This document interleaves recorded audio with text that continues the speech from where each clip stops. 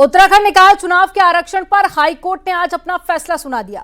High court ने याचिकाकर्ताओं को अंतरिम राहत देने से इनकार कर दिया है और चुनाव प्रक्रिया पर रोक लगाने से भी इनकार किया। लेकिन साथ ही कोर्ट ने कहा है कि जो भी विजेता उम्मीदवार होंगे उनका रिजल्ट कोर्ट के अंतिम आदेश के अधीन होगा, यानी कि जीत के बाद भी उन्हें पूरे अधिकार नहीं मिलेंगे जब तक कि कोर्ट का अंतिम आदेश नहीं आ जाता।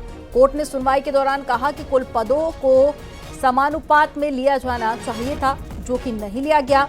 हालांकि सरकार की तरफ से आरक्षण को सही बताया गया। राज्य में करीब 10 से 12 निकायों के आरक्षण को हाईकोर्ट में चुनौती मिली है।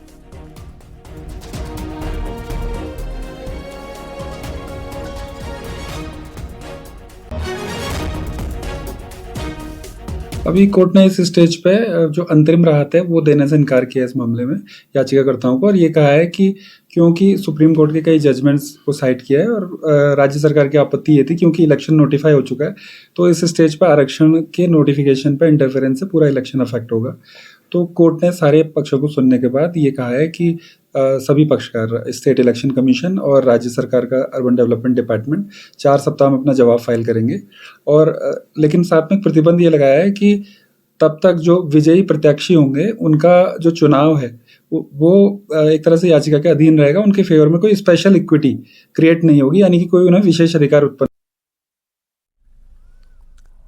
देहरादून के हरबटपुर नगरपालिका चुनाव में नया ट्विस्ट आ गया है। यहां पर कांग्रेस प्रत्याशी यामिनी रोहिला का नामांकन खारिज हो गया, लेकिन आज यामिनी रोहिला को नैनीताल हाईकोर्ट से बड़ी राहत मिली है और हाईकोर्ट ने यामिनी के नामांकन को सही करार देकर चुनाव लड़ने की मंजूरी दे दी है। और जाति प्रमाण पत्र पर आपत्ति आने के बाद में यामिनी का नामांकन रद्द किया गया था, जिसके बाद में इस सीट पर कांग्रेस का प्रत्याशी नहीं बचा था। लेकिन अब हाईकोर्ट के आदेश के बाद में कांग्रेस में खुशी की लहर है।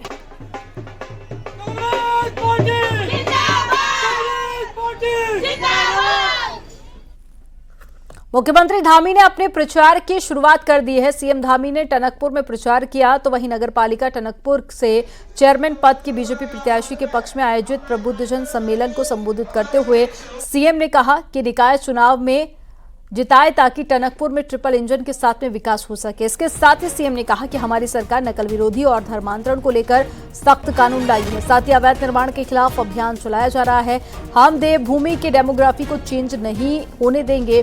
साथ ही सीएम ने कहा कि उत्तराखंड में जल्द ही यूसीसी को लागू करेंगे।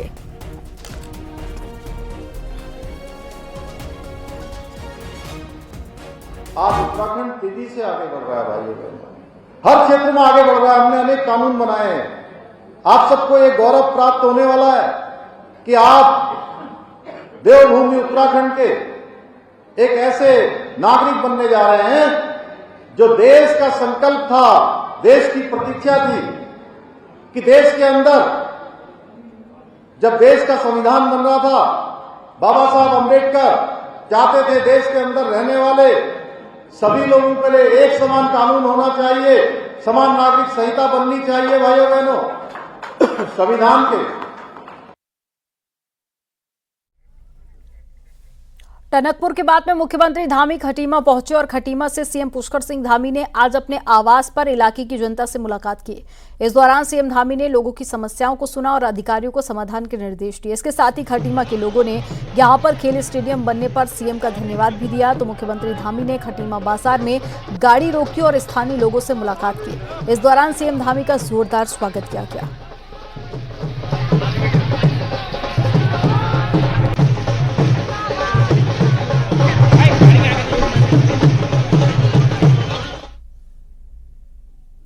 देहरादून से खबर है, जहां पर बीजेपी ने बागी नेताओं और कार्यकर्ताओं पर आखिरकार कार्रवाई की है। बीजेपी ने देहरादून महानगर में 40 कार्यकर्ताओं को पार्टी से निकाला है, जबकि पौड़ी में 17 कार्यकर्ताओं को पार्टी से निकाला गया। तो चमोली में 8 और टिहरी में 7 कार्यकर्ता 6 साल के लिए निष्कासित कर दिए गए। वहीं उत्तरकाशी में 4 और रुद्रप्रयाग में 2 नेता पार्टी से बाहर निकाले गए।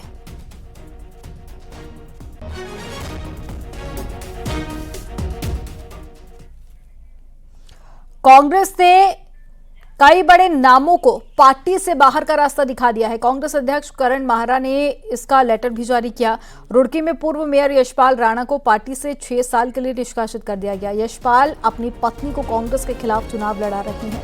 इसी तरह से पिथौरागढ़ में कांग्रेस के 8 नेताओं को पार्टी से बेदखल कर दिया गया, जिसमें यूथ कांग्रेस के राष्ट्रीय सचिव ऋषेंद्र मेहर को भी पार्टी से बाहर निकाला गया। विधायक मयूख मेहर पर कार्रवाई के लिए करण माहरा ने केंद्रीय नेतृत्व को लेटर लिखा। रुद्रप्रयाग में संतोष रावत, ऊखीमठ में कुब्जा धर्मवाल और बागेश्वर में कवि जोशी, कोटद्वार में महेंद्र पाल सिंह को पार्टी से बाहर निकाला गया। इसके अलावा गौचर में सुनील पवार, कर्णप्रयाग में लाल सैनी, अनिल और अनीता देवी को निष्कासित किया गया। गैरसैंण में पुष्कर रावत, पीपलकोटी में आरती नवानी, घनसाली में विनोद लाल शाह और टिहरी में भगत सिंह नेगी को निष्कासित किया गया।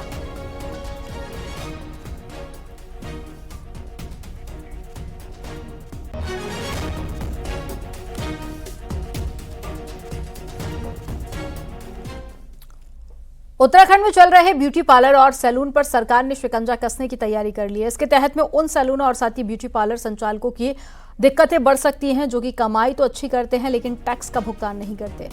अब सभी छोटे बड़े ब्यूटी पार्लर और सैलून को जीएसटी विभाग में रजिस्ट्रेशन कराना होगा, लेकिन टैक्स सिर्फ उन्हीं से लिया जाएगा जिनका सालाना टर्नओवर 20 लाख से ज्यादा है। दरअसल प्रदेश में सैकड़ों की संख्या में ब्यूटी पार्लर और सैलून चल रहे हैं, लेकिन जीएसटी विभाग में मात्र 120 ही रजिस्टर्ड हैं, जिसके चलते सरकार को लाखों रुपए राजस्व का चूना लग रहा है।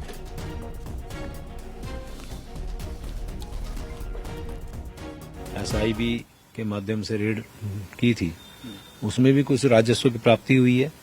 ऐसे चारों रीजन में लगभग 47,61,000 की राजस्व प्राप्ति हुई है, यानी कुल मिला के लगभग 1 करोड़ इस सेक्टर से हमें अभी तक राजस्व मिला है।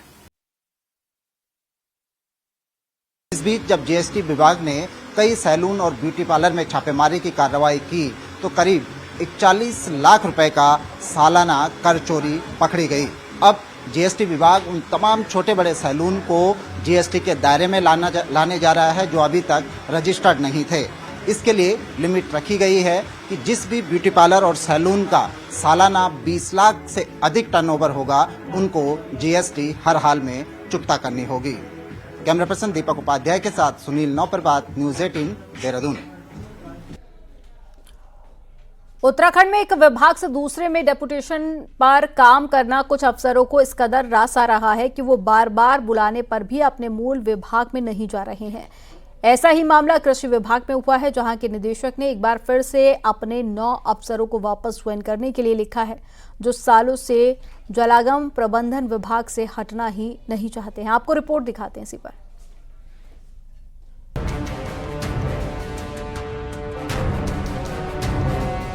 सरकारी नौकरी में वक्त वक्त पर एक विभाग से दूसरे विभाग में डेपुटेशन पर जाना आम बात है, लेकिन उत्तराखंड में नियम कैसे तार तार होते हैं, इसका बड़ा उदाहरण जलागम प्रबंधन है। इस विभाग का काम खेती से जुड़े प्रोजेक्ट को बढ़ावा देना है, जिसके लिए फंडिंग की कोई कमी नहीं है। कृषि और उद्यान विभाग के अफसर यहाँ डेपुटेशन पर आते हैं, लेकिन कुछ डेपुटेशन खत्म होने के बाद भी वापस जाने को तैयार नहीं है।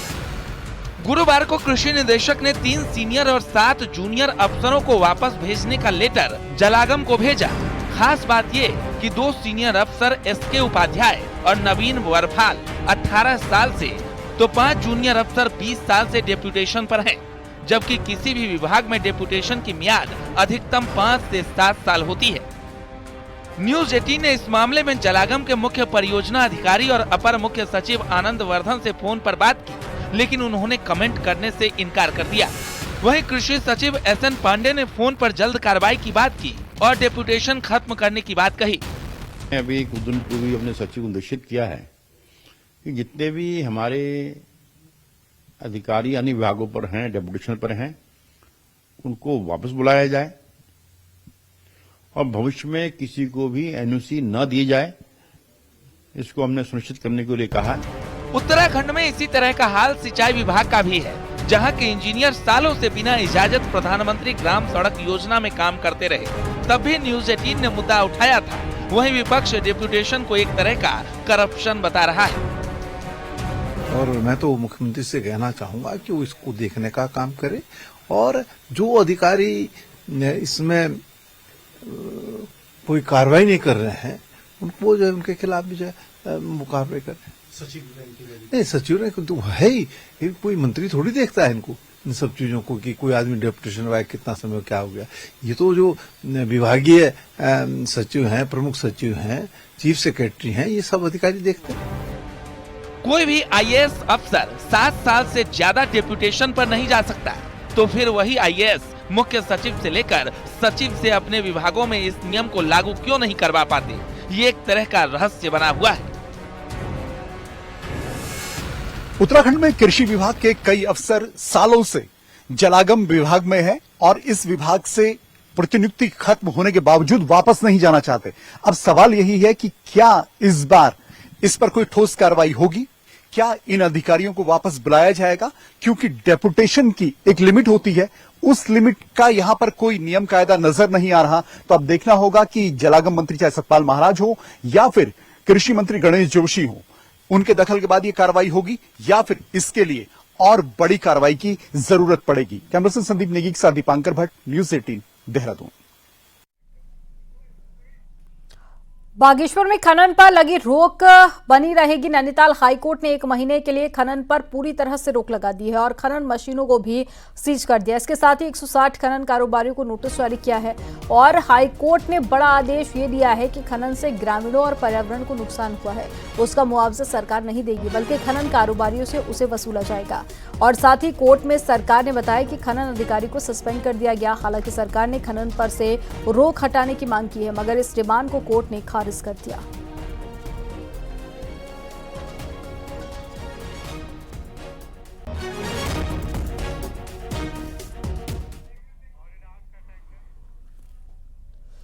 बागेश्वर में खड़िया खनन पर हाईकोर्ट ने रोक लगा दी है, तो प्रशासन ने भी ताबड़तोड़ एक्शन शुरू कर दिया है। बागेश्वर में पुलिस ने 124 जेसीबी और पोकलेन मशीनों को सील कर दिया और खनन की निगरानी के लिए पूरे जिले में 26 टीमें बना दी गई हैं। खनन से जुड़ा कच्चा माल बाहर ना जाए, इसके लिए भी बाकायदा बैरियर तक लगाए गए हैं और सभी खनन क्षेत्रों में बड़ी निगरानी की जा रही है। हाईकोर्ट के आदेश पर पुलिस कार्रवाई कर रही है।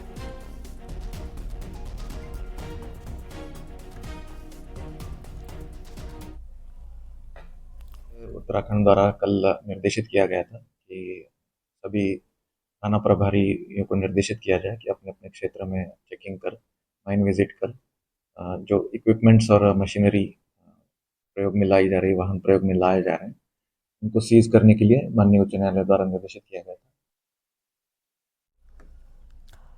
कैबिनेट मंत्री प्रेमचंद्र अग्रवाल के बेटे पीयूष अग्रवाल के खिलाफ वन विभाग ने पेड़ों के अवैध कटान के मामले में मुकदमा दर्ज कर लिया। वहीं मामले में वन मंत्री सुबोध उनियाल का कहना है कि मामला उनके संज्ञान में है और उन्होंने डीएफओ को मामले की जांच के निर्देश दिए। साथ ही अगर जांच में अपराध पाया जाता है तो ठोस कार्रवाई की जाएगी।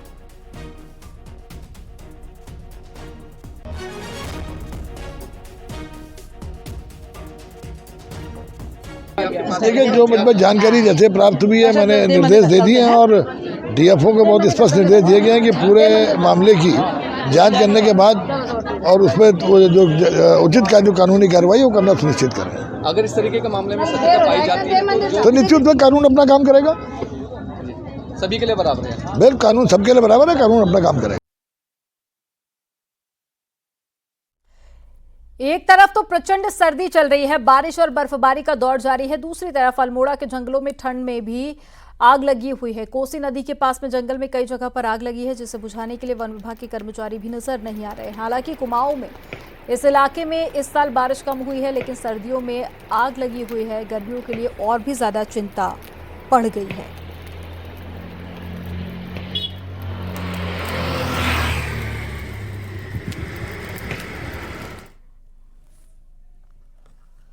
हरिद्वार के श्यामपुर में चरस के साथ में पकड़े गए एक युवक को जेल भेजने के बाद में पुलिस ने यू टर्न ले लिया। अब एक शख्स पर युवक को साजिश के तहत में फंसाने का आरोप लगाते हुए उसे गिरफ्तार कर लिया गया है और साथ ही अजय को 171 ग्राम चरस के साथ पकड़ा गया। हालांकि मामले की तफ्तीश करने के बाद में ये मामला सामने आया। लालढांग क्षेत्र में एक शख्स अनूप गुप्ता ने अपने 2 साथियों के साथ में साजिश के तहत उसे फंसाने के लिए उसकी बाइक में चरस रखवा दी थी। बताया जा रहा है कि आरोपी अनूप गुप्ता की बेटी और अजय कुमार में प्रेम प्रसंग चल रहा था। अनूप गुप्ता इससे नाराज चल रहा था, इसलिए उसने अजय को फंसाने की साजिश रची और पुलिस की ओर से एक सीसीटीवी फुटेज भी जारी कर दिया, जिसमें 2 लोग पार्किंग में खड़ी बाइक में कुछ रखते हुए नजर आए।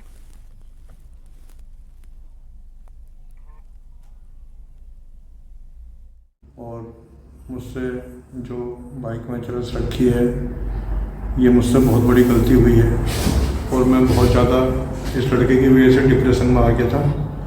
मुझसे बहुत बड़ी गलती हुई है और मैं इस चीज़ की माफ़ी मांगता हूँ। उसके द्वारा जब पुलिस को यह बताया गया कि उसको साजिशन इसमें फंसाया गया है, पुलिस ने समस्त जो साक्ष्य है उसको चेक किया और जो सीसीटीवी फुटेज के आधार पर भी ये बात क्लियर हुई कि उसको साजिशन एक व्यक्ति अनूप गुप्ता के द्वारा फंसाया गया है। कुमाऊं का छलिया नृत्य काफी प्रसिद्ध है, जो सभी शुभ कार्यों में किया जाता है। अब यही छलिया डांस सांस्कृतिक नगरी अल्मोड़ा में पर्यटकों को अपनी तरफ आकर्षित कर रहा है। हफ्ते में 2 दिन अल्मोड़ा बाजार में छलिया नृत्य की धूम रहेगी। क्या है ये पूरा प्लान, आपको एक रिपोर्ट में दिखाते हैं।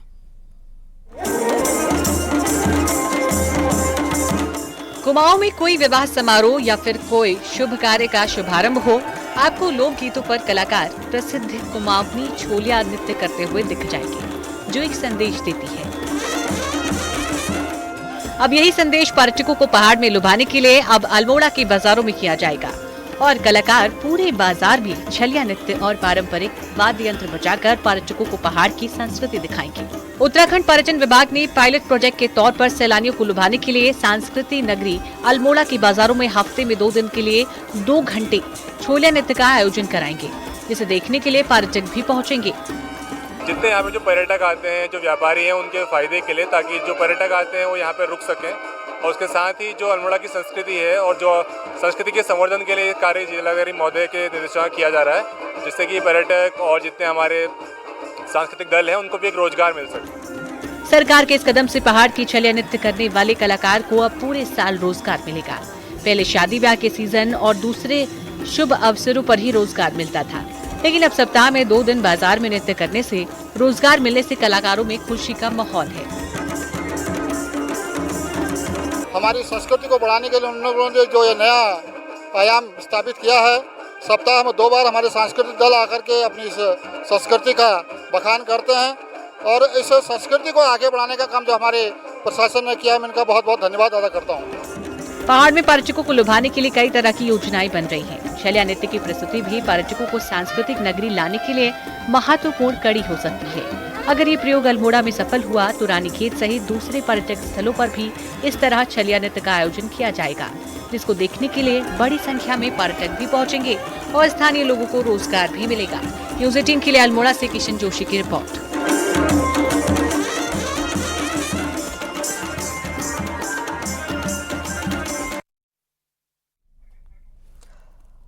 13 जनवरी से प्रयागराज में शुरू होने जा रहे कुंभ को लेकर तीर्थ नगरी से बड़ी संख्या में संत समाज और श्रद्धालु काफी उत्साहित है। आज से ऋषिकेश से एक महाकुंभ बस सेवा की शुरुआत हो गई है। उत्तराखंड परिवहन निगम ने कुंभ के लिए ऋषिकेश से कुंभ स्पेशल बस को हरी झंडी दिखा दी है और जो रोज 10 बजे श्रद्धालुओं को लेकर रवाना कुंभ स्नान के लिए होगी।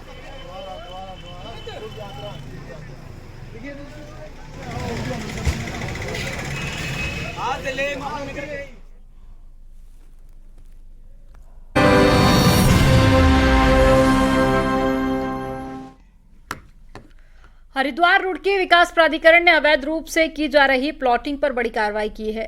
HRDA की टीम ने टिहरी विस्थापित कॉलोनी में 4 बीघा जमीन पर अवैध रूप से की जा रही प्लॉटिंग को JCB मशीन से ध्वस्त कर दिया। प्राधिकरण की ओर से अवैध कॉलोनाइजर को नोटिस दिया गया था, बावजूद इसके नियमों को ताक पर रखकर मौके पर धड़ल्ले से निर्माण कराया जा रहा था। HRDA के VC अंशुल सिंह के निर्देश पर HRDA की टीम ने बड़ी कार्रवाई की और प्राधिकरण की कार्रवाई से कॉलोनाइजर्स और बिल्डरों में हड़कंप मचा हुआ है।